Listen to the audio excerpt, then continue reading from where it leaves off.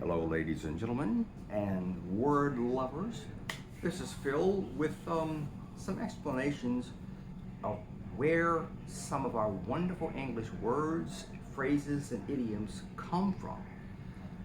Over the years, as the language has developed, we have brought in from many different cultures, many different areas, these words. Now, last time I was on here, whatever I was, I talked about the fact that under the weather is a phrase we use to mean sick. I'm not feeling good. I can't do the work today. Don't ask me to cook. I'm under the weather.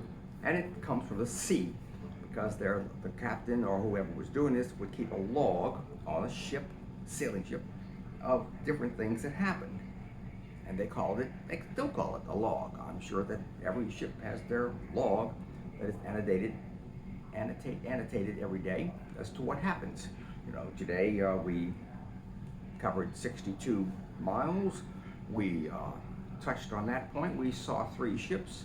We broke open 4 casks of beef. Well, going back to when the sailing ships were. Well, the log comes from sailing ship days, way back in the 1600s. You can imagine that one of the problems of a ship with the captain would say, you know, how fast are we going, Zebediah? And Zebediah would say, well, let's see, I don't know. You know, I don't know, there's nothing out there, just water. I mean, how can you tell how fast we're going? So they had to come up with a way to judge the speed. And they came up with a log.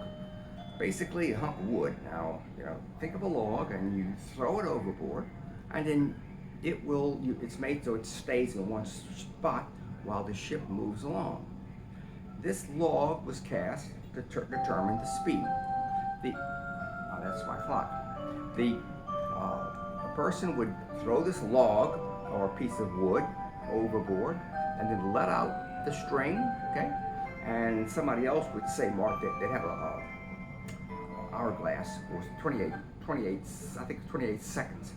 And that they would let this string out. Now, along this string was tied a knot so that they would see how many times they would have this one knot, and the string would continue going out for 28 seconds. When it was 28 seconds, they'd say nip, and they'd cut it right there, they'd hold it right there, and they said that's, I felt 3 knots and a half, so that's 3.5 knots.